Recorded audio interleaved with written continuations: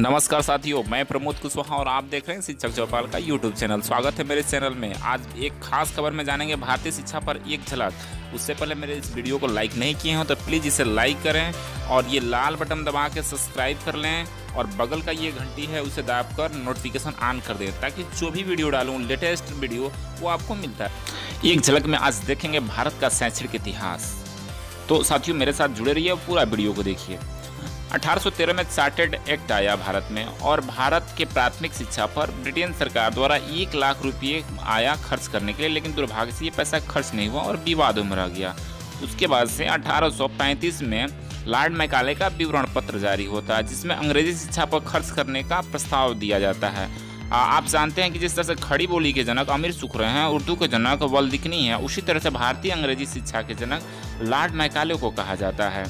1854 का chartered act, इसे शिक्षा का मैग्ना कार्टा भी कहते हैं और इस एक्ट के तहत स्त्री शिक्षा पर विशेष जोर दिएगा। उसके बाद से 1882 का भारतीय शिक्षा अधिनियम या हंटर आयोग भी इसे कहते हैं, इसमें शिक्षा के प्रचार प्रसार पर विशेष बल दिया गया। उसके बाद 1937 का बुनियादी शिक्षा योजना या वर्धा शिक्षा योजना, यह योजना में 7 से 14 साल के बच्चों को निःशुल्क शिक्षा दी जाने की प्रावधान किया गया था और यह सबसे पहले गुजरात के वर्धा जिला में इसे लागू किया गया और ये काफ़ी कारगर रहा और शिक्षा में एक प्रकार से यह योजना बुनियादी शिक्षा क्रांति लाया। 1964-65 में कोठारी आयोग आया। कोठारी आयोग ने भारतीय शिक्षा पर एक विशेष रिपोर्ट दिया। उसके बाद से 1986 में नई शिक्षा नीति भारत में बनती है और नई शिक्षा नीति के तहत राजीव गांधी द्वारा नवोदय विद्यालयों को स्थापना किया जाता है भारत में, और जो कि एक अच्छा काम था। उसके साथ साथ 1987 में डाइट का स्थापना होता है।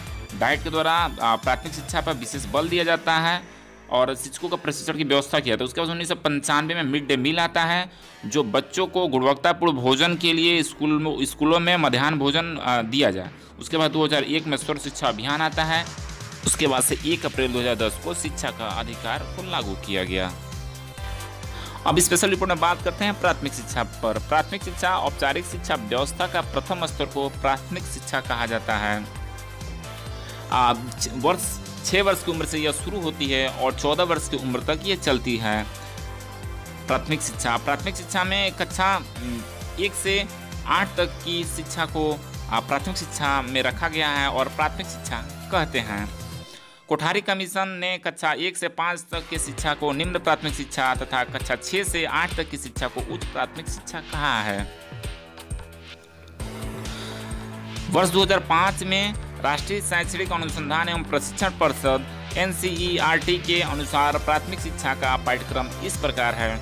1 से 5 के लिए जो पाठ्यक्रम निर्धारित किया है NCERT, वो देखें तो मातृभाषा अंग्रेजी, गणित, पर्यावरण अध्ययन, कला, शिल्प, शारीरिक विकास एवं कार्य अनुभव को शामिल किया गया तथा कक्षा 6 से 8 का पाठ्यक्रम को देखें तो उसमें मातृभाषा, क्षेत्रीय भाषा, अंग्रेजी भाषा, अन्य आधुनिक भारतीय भाषा, गणित, विज्ञान, सामाजिक अध्ययन, कार्य अनुभव तथा शारीरिक शिक्षा को इसमें शामिल किया गया है। वर्ष 2001 में सर्व शिक्षा अभियान को शुरुआत हुआ और 1 अप्रैल 2010 को शिक्षा का अधिकार कानून को भारत में लागू कर दिया गया। शिक्षा का अधिकार कानून को देखें तो 86वें संविधान संशोधन द्वारा 2002 में अटल बिहारी वाजपेयी के समय शिक्षा के अधिकार को बना दिया गया। 4 अगस्त 2009 को इसे टेस्ट किया गया और 1 अप्रैल 2010 को पूरे भारत में लागू कर दिया गया।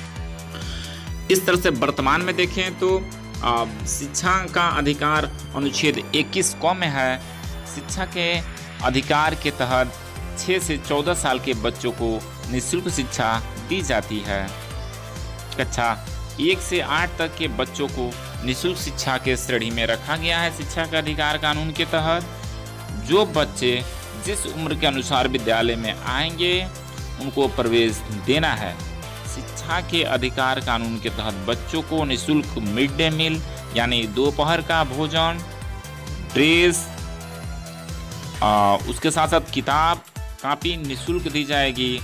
उन्हें फेल नहीं करना है बच्चों को। एडमिशन को उनको नहीं रोकना है, उनको भगाना नहीं है। शिक्षा का प्रचार प्रसार शिक्षा के अधिकार कानून के नियमों के अनुसार करना है। तो साथियों अब देखेंगे बिहार की साक्षरता दर और भारत की साक्षरता दर में एक तुलनात्मक अध्ययन। आप डिस्प्ले पर देख सकते हैं कि भारत की साक्षरता दर कितना है और बिहार की साक्षरता दर कितना है। भारत की पुरुष साक्षरता दर क्या है और बिहार की पुरुष साक्षरता दर क्या है?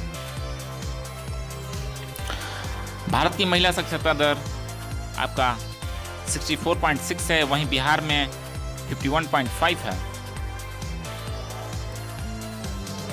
सबसे अधिक साक्षरता वाला राज्य देश में केरल है, सबसे कम साक्षरता दर वाला राज्य आज भी बिहार है। बिहार का सबसे अधिक साक्षरता दर वाला जिला जो है वो रोहतास है, जहां 73.37% लोग साक्षर हैं। बिहार में सबसे कम साक्षरता दर वाला जिला पूर्णिया आता है, जहां 51.08% लोग साक्षर हैं। वहीं सर्वाधिक महिला साक्षरता दर वाला जिला है बिहार में, वो मुंगेर है। सबसे सर्वाधिक साक्षरता दर वाला प्रथम 4 जिला का देखें बिहार में तो रोहतास, पटना, भोजपुर और मुंगेर आता है। इसी तरह से बिहार में सर्वाधिक महिला साक्षरता दर वाला प्रथम 3 जिला देखें राज्य में, वो मुंगेर है, रोहतास है और पटना है।